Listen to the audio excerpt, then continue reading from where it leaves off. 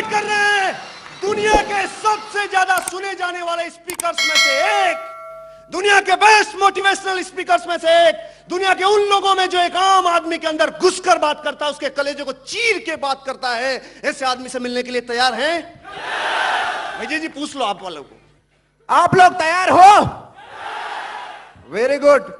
जिनको सिर्फ सुनने से जिनको सुनने से आग लग जाती है, और डेफिनेटली मैं कहता हूं यहां से जाने के बाद हर वो बंदा आने वाले 3 महीने के अंदर डेफिनेटली सीलिंग अचीवर रहेगा 1,30,000 हफ्ते का।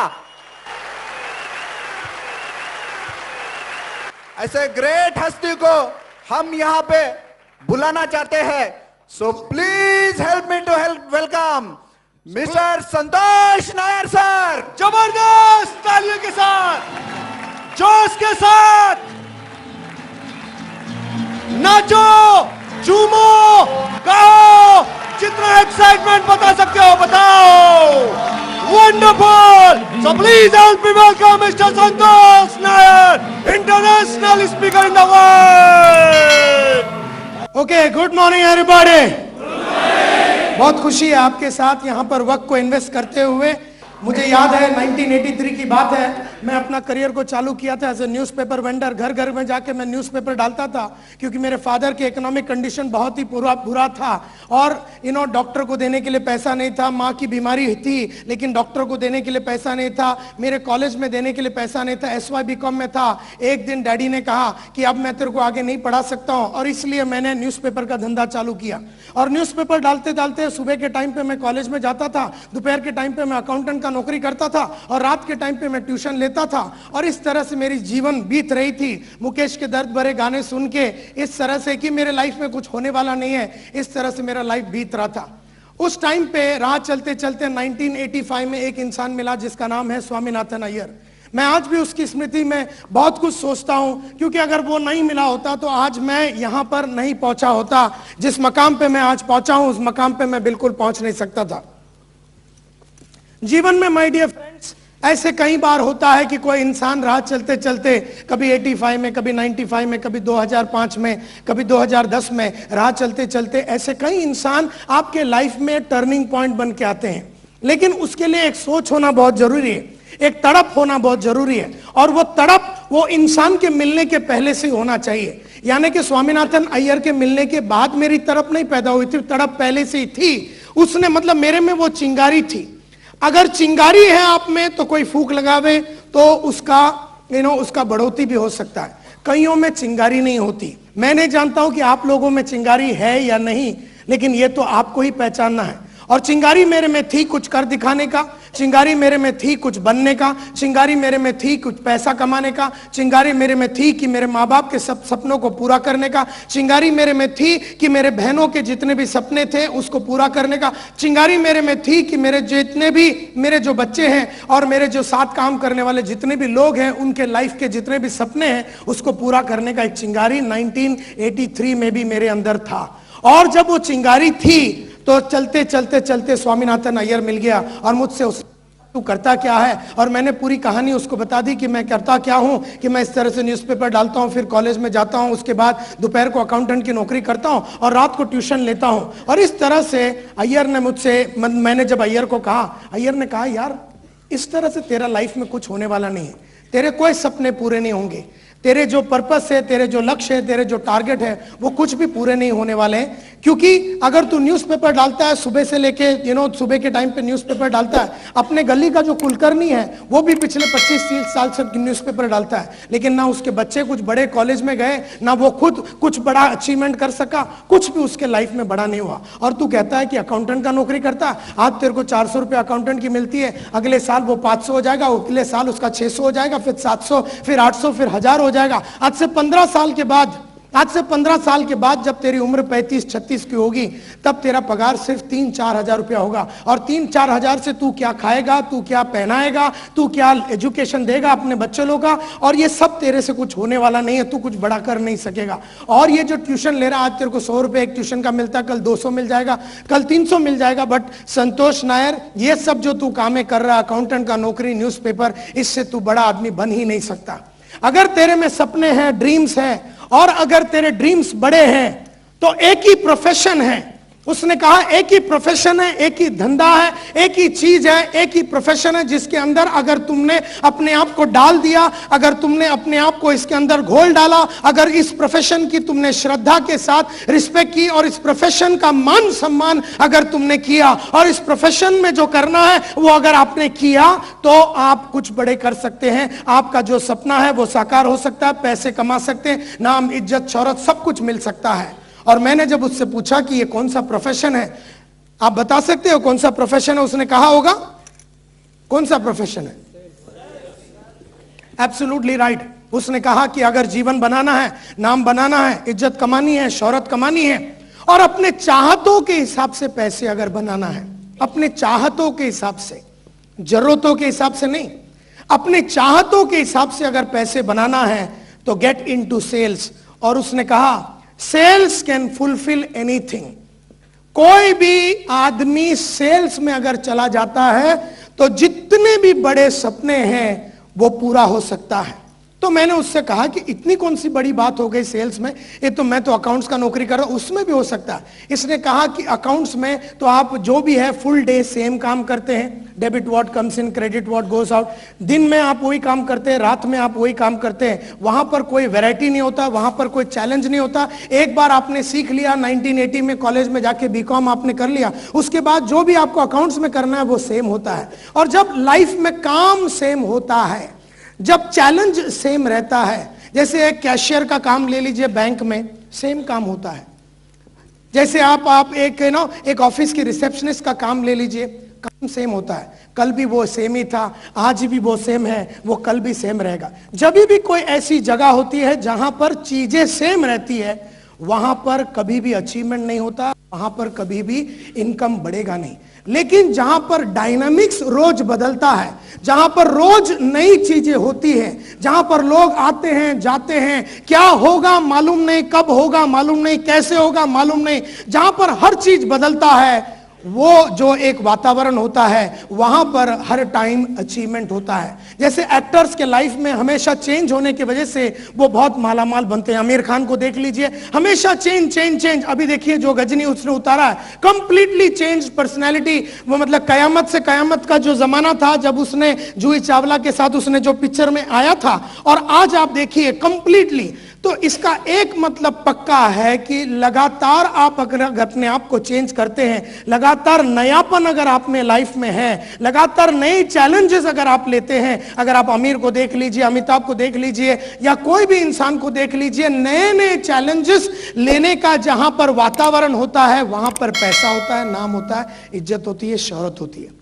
और वो है लाइन, सेल्स का लाइन। और तब मुझे समझ में आया कि सेल्स कितनी बड़ी लाइन है और यहां पर किस तरह से जीवन को बनाया जा सकता है। और जब उसने, अगर आप देखिए आपके लाइन में भी देख लीजिए, एक आदमी था जिसका नाम बाबू थॉमस था, अगर आप ये आदमी को देख लीजिए, इसका बैकग्राउंड को अगर आप देख लीजिए, शमशुद्दीन बोल के जो आदमी है जो केरला में बैठा हुआ है, 100 करोड़ रुपया कमाता है, आपके लाइन का आदमी है, इसका बैकग्राउंड को देख लीजिए। अभिलाष थॉमस जो है वो एक MBA ग्रेजुएट है और उसके लाइफ को आप देख लीजिए कि जिस तरह से वो 50 करोड़ रुपया कमा रहा है। चौधरी साहब को देख लीजिए जो 62 बरस की उम्र में 40 लाख रुपया का उनके ऊपर सर पे कर्जा बैठा हुआ था, और जिंदगी से हार के बैठे हुए इंसान के लाइफ में सेल्स आया, 40 लाख का कर्जा था उसके ऊपर। जब उसके लाइफ में सेल्स आई, RMP के फॉर्म में जब सेल्स आई, तो वो कर्जा भी निकल गया 4 साल में, और 10-15 करोड़ रुपया आज के तारीख में वो कमाते हैं। तो सेल्स, अगर वो 62 में अकाउंटेंट का नौकरी करते तो क्या होता, अगर वो 62 में एक कोई बैंक में जाके नौकरी करते तो क्या होता, अगर 62 में वो अगर टैक्सी ड्राइवर का नौकरी करते तो क्या होता, अगर 62 में वो एक खेती का काम करने को चालू करते तो क्या होता, अगर 62 में वो ऐसी कोई भी अगर काम करते हैं जो कि स्थिति सेम रहने वाली होती, तो चौधरी साहब आज के तारीख में 15-20 करोड़ रुपया नहीं कमाते। और RMP ने 4-4.5 साल के अंदर उनको वो रास्ता दिखाया, क्योंकि वो इस लाइन में आए। तो मेरे ख्याल से अभिलाष थॉमस जो है वो 25, 26, 30 बरस का लड़का है, और चौधरी साहब जो है वो 62 बरस का है। तो ये लाइन में आने का कोई उम्र नहीं है, ये लाइन में आने का कोई उम्र नहीं है। और ये लाइन में एक बार आप आ जाते हैं तो आपको इसकी पूरी मान सम्मान करना है। अब आप मृणाल को देख लीजिए, ये सभी लोगों को देख लीजिए, क्राउन डायमंड बन चुकी है वो, और ये लोग सब MLM के विजेता है, ये लोग सब नेटवर्किंग के विजेता है। जोरदार ताली इनके लिए हो जाए।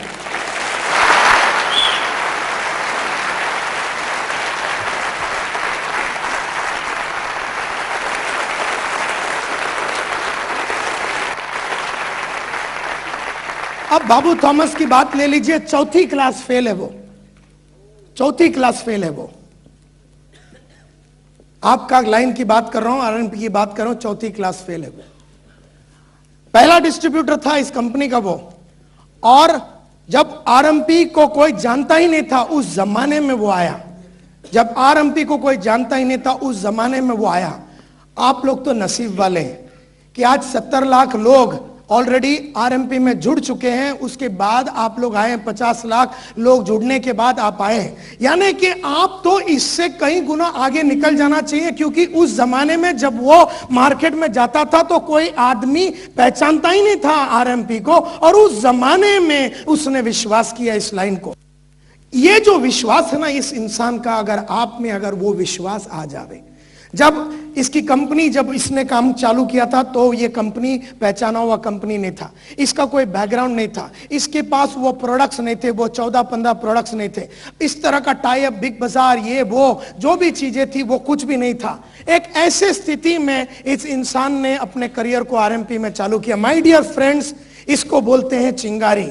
चिंगारी होना बहुत ही जरूरी है, और वो चिंगारी इस इंसान में होने की वजह से ही वो इस तरह से आगे बढ़ गया। 15 से 20 करोड़, आज 5 साल में 15 से 20 करोड़ रुपए के फिगर पे आ गया। इसी तरह से अगर आप शमशुद्दीन को देखेंगे 100 करोड़ के फिगर पे वो आ गया। इसी तरह से अगर आप अभिलाष थॉमस को देखेंगे, 28 बरस का ये लड़का, MBA क्लास का है ना ये लड़का, 50 करोड़ रुपया कमाता है बेंगलोर में। और ये जो बैकग्राउंड है, ये जो सोच है, चौधरी साहब जिसका 62 बरस की उम्र में 40 लाख का लोन था, मैंने कहा 4.5 साल में उन्होंने कमा के अभी 13 करोड़ के रुपया कमाते हैं, और हमेशा ये कहते हैं RMP मेरा पुनर्जन्म हुआ है, RMP में मेरा पुनर्जन्म हुआ है, RMP में मेरा रीबर्थ हुआ है। माय डियर फ्रेंड्स, ये सोच बहुत ही जरूरी है, ये सोच बहुत जरूरी है। और ये सब लोग इसलिए जीते क्योंकि इनके पास बड़े सपने थे, और बड़े सपने को ठोक के अंदर डाला नहीं जा सकता, बड़े सपने को ठोक के अंदर डाला नहीं जा सकता। बड़े सपनों के लिए आदमी को शांति के साथ बैठ के सोचना पड़ता है कि मुझे करना क्या है लाइफ में। मेरा आज अगर 30 बरस का उम्र है, या आज मेरा 45 बरस का उम्र है, मुझे मरने के पहले करना क्या है। उसके पास उस तरह का एक सोच बहुत जरूरी है, सोच बहुत जरूरी है माय डियर फ्रेंड्स, सोच होना बहुत जरूरी है। ताजमहल बन को 400 साल हो गए, करीबन 400 साल हो गए ताजमहल को बन के। हजारों लोग आए, उसके बाद हजारों लोग आए ताजमहल के बनने के बाद, बहुतों ने करोड़ों रुपए लेके आए, उनके पास वो टाइलें भी थी, वो सीमेंट भी था, वो मार्बल भी था, वो सब कुछ था। पिछले 400 साल में कई लोगों ने, कई महाराजाओं ने, कई राजाओं ने, कई लोगों ने, कई गवर्नमेंटों ने, कई इंस्टीट्यूशन ने पूरी वर्ल्ड में वो ताजमहल को रेप्लिकेट करने का कोशिश किया, लेकिन एक इंसान भी उसके करीब आ ना सका, उसके करीब कभी आ ना सका। रीजन बड़ा सिंपल है कि जो शाहजहां का सोच था, जो सोच था, जो बड़ा सोच था कि मैं एक ऐसी मूर्ति बनाना चाहता हूं कि 400 साल, 500 साल, 1000 साल तक लोग दुनिया देखती रहे, एक राजा का सपना, वो जो सोच था, वो सोच दूसरों के पास नहीं था। दूसरों के पास पैसा था, दूसरों के पास रिसोर्सेस था, दूसरों के पास वो फैसिलिटी थे, वो लोग थे, लेकिन कभी ताज बना ना सका। क्योंकि ताज बनाने के लिए जो सोच है, वो सोच बहुत जरूरी है। और सोच अगर जिसका बड़ा हो जावे, सोच जिसका बड़ा हो जावे, सोच जिसका पावरफुल हो जावे, सोच जिसका एकदम डिटर्मिनेशन के साथ सोचा हुआ बात होवे, तो वो आदमी बहुत लेवल पे आगे बढ़ सकता है। And that is why it is very very important कि मैं हमेशा बोलता हूं कि इस लाइन में अगर आए हो तो पहले तो वो सोच रखिए कि मैं बड़ा आदमी इस लाइन से ही बनूंगा। पहले तो ये सोच रखिए और ये विश्वास रखिए। कई लोग ये लाइन में आते हैं और इस लाइन को विश्वास नहीं करते। कई लोग इस लाइन में आते हैं और इस लाइन के खिलाफ बोलते हैं। कई लोग इस लाइन में आते हैं और किसी ने अगर कुछ ऊपर नीचे बोल दिया तो वो खुद भी इस लाइन के खिलाफ बात करने चालू हो जाते हैं। अगर आप नेटवर्क मार्केटिंग में आए हैं, अगर आप सेल्स में आए हैं, नेटवर्क मार्केटिंग एक तरीके का सेल्स है, अगर इसमें अगर आप आए हैं तो एक बात पक्का कर लो माय डियर फ्रेंड्स, एक बात पक्का कर लो कि अब ताजमहल बना के ही आप आराम करेंगे। वो एक सोच होना चाहिए कि भले आप इसको बनाते बनाते, ताज को बनाते बनाते आप मर जावे, आप अपने लाइफ के वो जो बड़े सपने को करते करते आप मर जावे, उसमें कोई प्रॉब्लम नहीं है, लेकिन सोच बड़ा होना चाहिए। And that is my first lesson to you my dear friends. You know, कौन है ये लोग जो बड़े सपने देखते हैं? कौन है ये लोग? यू नो, सबसे पहला, ये जितने भी लोगों का नाम अभी यहां पर लिया है, चौधरी साहब का या शमशुद्दीन साहब का, या जितने भी लोगों का मैंने यहां पर नाम लिया है, ये सब लोग ऑर्डिनरी और कॉमन मैन थे। प्लीज अंडरस्टैंड, एक जमाने में धीरूभाई भी एकदम ऑर्डिनरी आदमी होता था, एक जमाने में सचिन तेंदुलकर भी एकदम ऑर्डिनरी इंसान होता था। ये सब लोग एकदम ऑर्डिनरी इंसान होते थे, एक जमाने के साधारण लोग थे। अमिताभ भी आज से करीबन 30-35 साल एकदम साधारण सा एडवर्टाइजिंग कंपनी में काम करता था। एडवर्टाइजिंग कंपनी में छोटी सी पगार पे वो नौकरी कर रहा था। And that is what is very very important कि सब लोग एक छोटे पैमाने में चालू किया था। मैंने भी आज से कई साल पहले जब अपना करियर चालू किया, मैं एक साधारण सा इंसान था। यू नो, एकदम सिंपल इंसान लोग ही बड़ा काम कर सकते हैं अगर सोच हो तो। बहुत सारे लोग जो साधारण हैं वो जिंदगी में साधारण ही रह जाते हैं, वो इसलिए क्योंकि उनके पास वो सोच नहीं है। Secondly, you know, all of them had big dreams, और ये बहुत ही जरूरी है। बड़ा ड्रीम होना बहुत जरूरी है, बड़े सपने होना बहुत ही जरूरी है। और ये सब लोग जो है, not only they had the dream to achieve, but they wanted to create a name. वो लोग चाहते हैं कि अपना नाम बन जावे, वो चाहते थे कि अपना फेम हो जावे, अपना नाम हो जावे, इज्जत हो जावे, पैसा मिल जावे, रिकॉग्निशन मिल जावे, और अपना एक आइडेंटिटी हो जावे। माय डियर फ्रेंड्स, मैं आज यहाँ पर कोई बहुत बड़ा मोटिवेशनल टॉक देने नहीं आया हूँ, क्योंकि मेरा नाम ही संतोष नायर और मैं बहुत मोटिवेशनल टॉक दे चुका हूं। मैंने एक चीज देखा है, बहुत मोटिवेशन के बाद लोग बहुत मोटिवेट हो जाते हैं, 2-3 दिन तक वो मोटिवेशन रहती है, लेकिन उसके बाद काम कुछ होता नहीं है। जब यहां से राजस्थान वापस चले जाते हैं, यहां से हुबली जब वापस चले जाते हैं, यहां से जब गोवा वापस चले जाते हैं, वो सब मोटिवेशन चला जाता है। मोटिवेशन परमानेंट कभी रहता नहीं है, सोच परमानेंट रहता है। जो खाली बाहर से मोटिवेटेड रहता है, शाहजहां को किसी की मोटिवेशन की जरूरत ही नहीं थी, क्योंकि उतना सोच इतना पक्का था कि हजारों उसके पास आए और उसको बोले ये नहीं हो सकता, ये प्रॉब्लम है, ये ऐसा गुंबद नहीं बन सकता, ये ऐसा नहीं हो सकता, न वैसा नहीं हो सकता, इतने टाइम में नहीं हो सकता, इतना इस तरह का मटेरियल मिल नहीं सकता, लेकिन उसने कहा कि मुझे बनाना है। सो माय डियर फ्रेंड्स, सबसे पहला तो आप ये पहली बार डिसाइड कर लो कि सचमुच में आपको बड़ा इंसान बनना है कि नहीं। लो आज दूसरे बने बोल के आप कभी नहीं बन सकते, आपको बनने की चाहत होनी चाहिए। दूसरे कोई भी हर्षवर्धन बन गया या कोई और 1,30,000 रुपया कमा रहा है वीक का, या कोई करोड़पति बन गया शमशुद्दीन या जो भी है, तो आप नहीं बन सकते। दूसरे बन गए बोल के आप नहीं बन सकते, क्योंकि वो जो बना है उसके पीछे जो सोच है वो आपके पास होना चाहिए। तो वंस फॉर ऑल आप ये डिसाइड कीजिए, क्योंकि आज से करीबन 25 साल पहले जब मैं अपना करियर चालू किया, तब मैंने डिसाइड किया जब तक मैं रहूंगा, जब तक मैं जीवित रहूंगा, मेरा नाम रहेगा, बहुत जबरदस्त फेम रहेगा, और जब तक मैं रहूंगा, यानी 1985 को मैंने जो सोचा, मैं बोला जब तक मैं मरूंगा तब तक मेरे पास बहुत पैसे रहेंगे, बहुत नाम रहेगा, बहुत इज्जत, बहुत शोहरत, सब कुछ। मतलब ये जो सोच था वो सिर्फ 1985 के लिए नहीं था, ये सोच 1986 के लिए नहीं था, ये सोच एक 80 साल के लिए था, क्योंकि तब मैं उम्र में सिर्फ 20 बरस का था और मैं हमेशा सोचता था कि 100 बरस तक मैं जीऊंगा। तो 80 बरस का एक सोच होता है, 80 इयर्स, 80 इयर्स तक मेरे को पैसे बनाना है, 80 इयर्स तक नाम रहना है मेरा, 80 इयर्स तक मेरी इज्जत रहनी चाहिए, मेरी शोहरत रहनी चाहिए, 80 बरस तक जब तक मैं जीऊंगा इस प्लैनेट पे और पूरी प्लैनेट को मैं अपने कब्जे में करूंगा। वो सोच मेरी 20 बरस के दिमाग के अंदर था। एंड देयरफॉर 85 गया, 86 गया, 90 आया, 95 हुआ, 98 हुआ, सन 2000 आया, 2002 हो गया, 2005 हो गया, 2007 हो गया, 2008 हो गया। हर साल मैंने पिछले साल से ज्यादा पैसा बनाया, हर साल मैंने पिछले साल से ज्यादा नाम कमाया, हर साल मेरा पिछले साल से बढ़िया गाड़ी था, हर साल मेरे पिछले साल से बढ़िया घर था, हर साल मेरे पिछले साल से बढ़िया कपड़ा था, हर साल मेरे पिछले साल से बढ़िया गाड़ी थी, मतलब घर था, मतलब वॉच था, हर साल मेरे पिछले साल से बढ़िया पेन था, हर साल मेरे बैंक बैलेंस में पिछले साल से ज्यादा पैसा था, हर साल।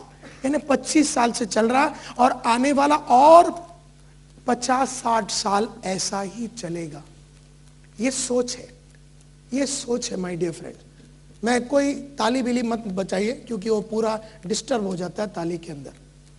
खुश ना हो जाइए, ये सोच को पकड़ी आज कि मेरे को 70 साल तक पैसे बनाना है, मेरे को 70 साल तक नाम बनाना है, मेरे को 70 साल तक अपने एक ही प्रोफेशन में रहना है।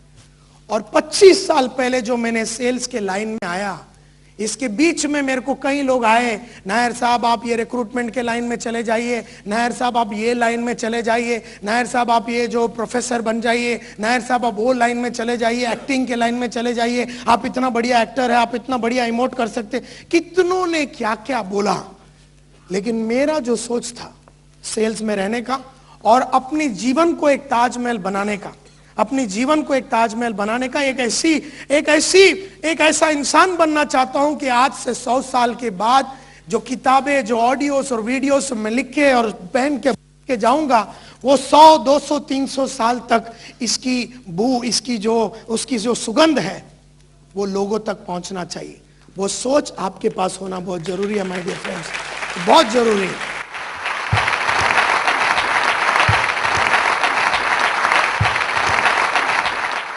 टेम्परली नाम के पीछे भागते हैं, टेम्परली इज्जत के पीछे भागते हैं, टेम्परली शोहरत के पीछे भागते हैं। और टेम्परली मतलब क्या है, हालत बहुत खराब थी, हमारी घर की हालत बहुत खराब थी, तो हालत इंप्रूव करने के लिए हम नेटवर्क मार्केटिंग में आए।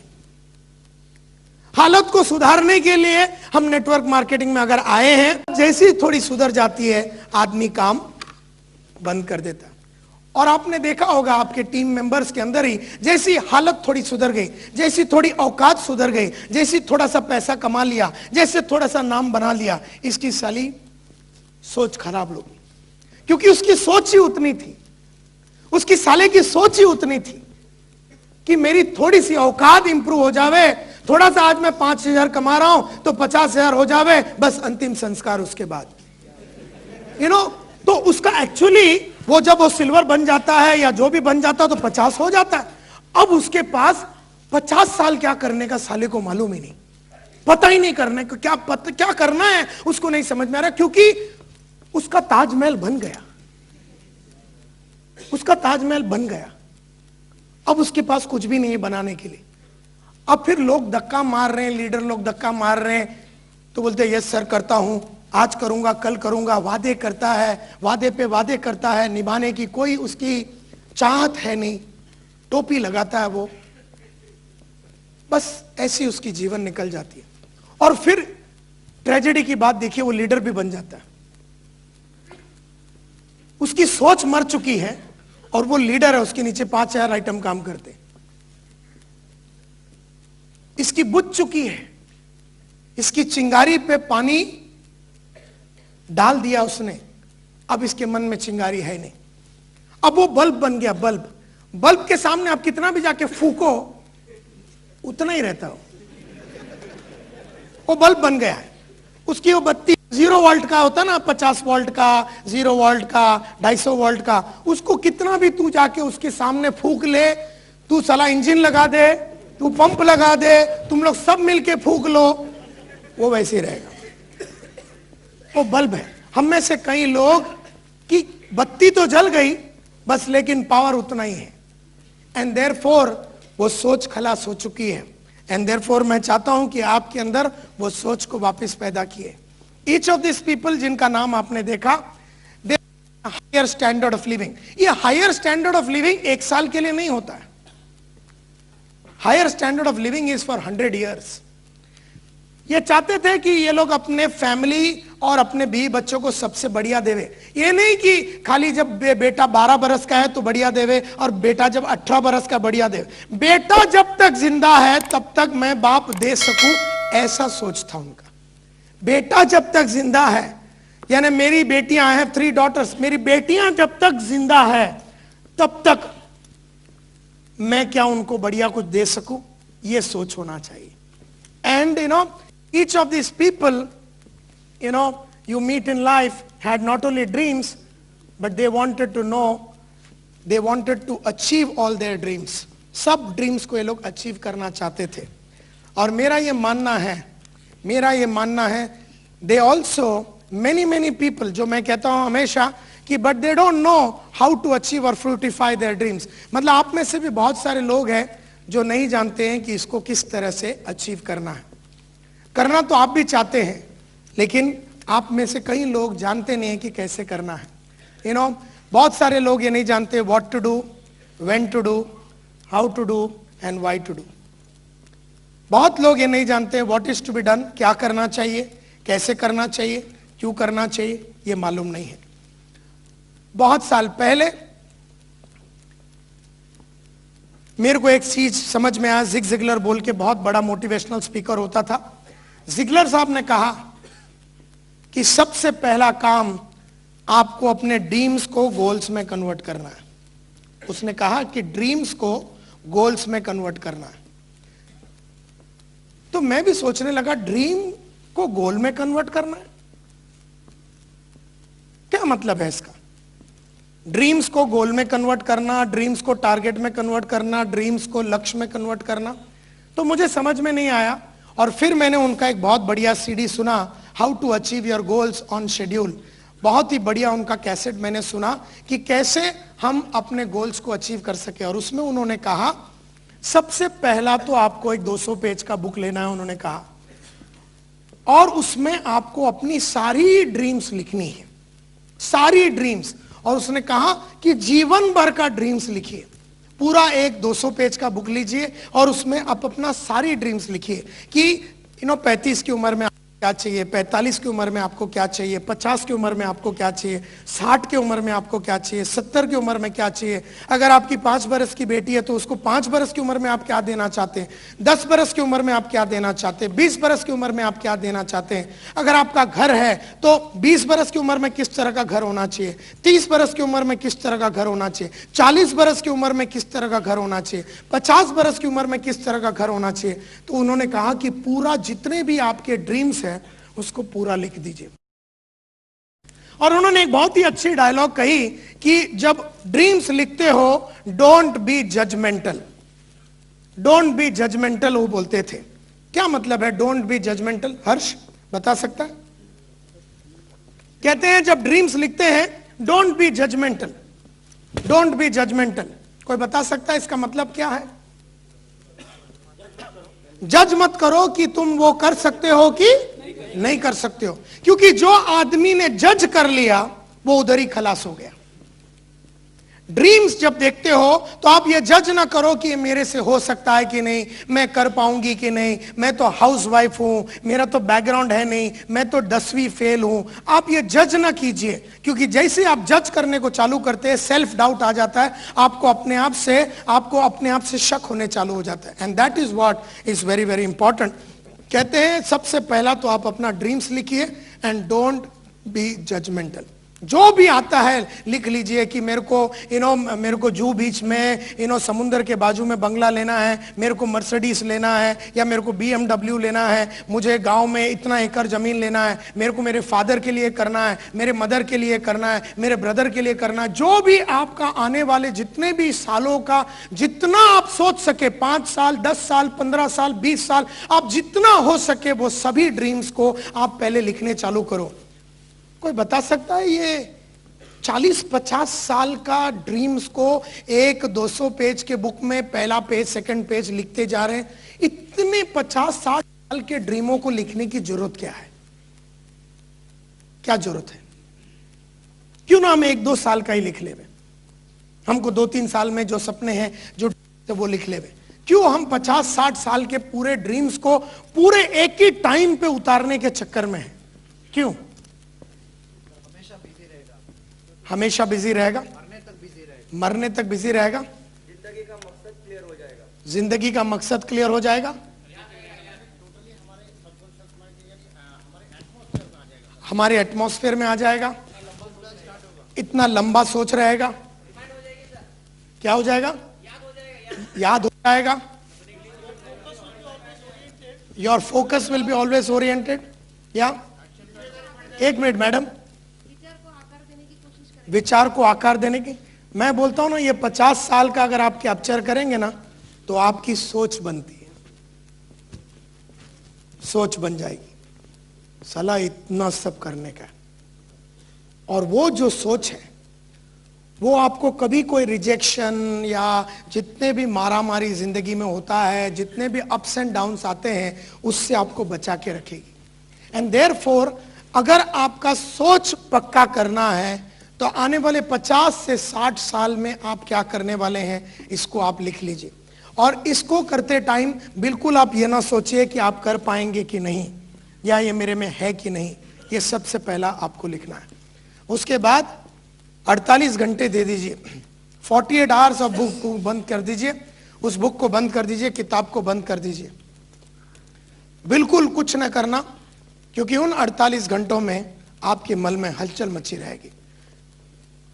उन 48 घंटों में मेरी चाहत है कि आप कोई काम ना कीजिए, किधर अकेले बैठिए, किसी को ना मिलिए, ना दोस्तों को, ना बीवी को, ना बच्चे को। हो सके तो कोई रिसोर्ट में या किधर भी समुद्र के किनारे या किधर भी राजस्थान में डेजर्ट में जाके अकेले बैठ जाइए। 2 दिन किसी से बात नहीं करना, 2 दिन किसी से कोई वार्तालाप नहीं करना, वो 2 दिन अपने आप के साथ बिताइए। मैं कहता हूं माय डियर फ्रेंड्स, अगर आप ये करेंगे तो आप जब 2 दिन के बाद आएंगे, आप वो इंसान ही नहीं रहेंगे जो 35 बरस का इंसान था या 25 बरस का इंसान था। 2 दिन के बाद जब वापिस आएंगे, आप अपने एक एक सपने को लीजिए, उसमें करीबन आपने 500 सपने लिखे होंगे। एक एक सपने को पूछिए कि मुझे यह सपना साकार क्यों करना है। Why, ask why to your dreams. क्यों मुझे यह सपना साकार करना? क्योंकि ये सब ड्रीम्स हैं, सपने हैं। अब ये गोल बने नहीं हैं, ये सिर्फ सपने हैं। इसमें आपने अंधाधुंध लिख दिया, मुझे माधुरी दीक्षित से शादी करना है, मुझे ये करना है। अब ये तू मत सोच कि माधुरी तेरे साथ शादी करेगी कि नहीं, और डॉक्टर नेने उसको छोड़ेगी कि नहीं, 2 बच्चे की मां है, वो उसका प्रॉब्लम है, हम सेटिंग कर देंगे। कहने का मतलब ये है कि तू वो लिख दे। अगर तेरे मन में वो आ जाता है कि मेरे को माधुरी से शादी करना है, तो तू ये मत सोच कि वो होगा कि नहीं, तू बस लिख दे उन 2 दिनों में। वो 2 दिनों में लिखने के बाद जब तू अकेला बैठा है, तेरे मन के अंदर बहुत सारे विचार उठेंगे, बहुत हलचल मची रहेगी, बहुत तेरी सोच बनेगी, पावरफुल एक इंसान बनेगा। और क्योंकि ना माय डियर फ्रेंड्स, आपको मालूम है गांधी जी ने फ्रीडम फाइटिंग का चक्कर चालू कब किया था? वो कब था? अफ्रीकी यात्रा के बाद। मतलब अफ्रीकी यात्रा कब थी? अब साला 1942 में। कब था?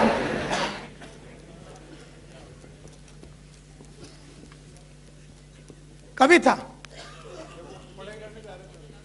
कहां था? अफ्रीका में जाने की बातें कब हुई थी? 90s में जो भी है, कहने का मतलब है कि फ्रीडम मिलने के करीबन 55 से 60 साल पहले की बात है। 55 से 60 साल मिलने के पहले की बात है वो। अगर एक आदमी एक चीज को पकड़ के 60 साल लड़ता है, अगर एक चीज मेरे को फ्रीडम चाहिए, उसके लिए 60 साल, उन 60 सालों में कितने उसके लाइफ में हलचलें मची, उसके पर्सनल लाइफ में, प्रोफेशनल मतलब लाइफ में इतनी हलचलें मची, लेकिन वो सोच पक्का था। कि कुछ भी हो जाए, ये लोग मारे, मेरे को जेल में डाले, नेहरू को अंदर करे, कमला हमसे मेरी वाइफ को अंदर करे, मैं कस्तूरबा को ये करे वो करे, कितने भी लोगों को इन्हों मारे, कुछ भी करे, मैं छोड़ने वाला नहीं हूं। वो जो एक सोच बनता है ना, वो बहुत गहरी होती है और सभी ऑपोजिशन को वो सोच मार डालता है। सोच पक्का होगा तो सभी ऑपोजिशन को वो सोच मार डालता है। एंड देयरफॉर जब आप 2 दिन कंप्लीट करके वापस आएंगे, अपने आप से पूछिए, जब आप 2 दिन कंप्लीट करके वापस आएंगे, अपने आप से पूछिए कि क्यों मुझे ये करना है। मैं जानता हूं कि ये जो मैं आपको बता रहा हूं, ये सिर्फ 3% लोग करेंगे। अगर यहां पर 1000 लोग बैठे हैं तो उसका 3% यानी कितना हुआ?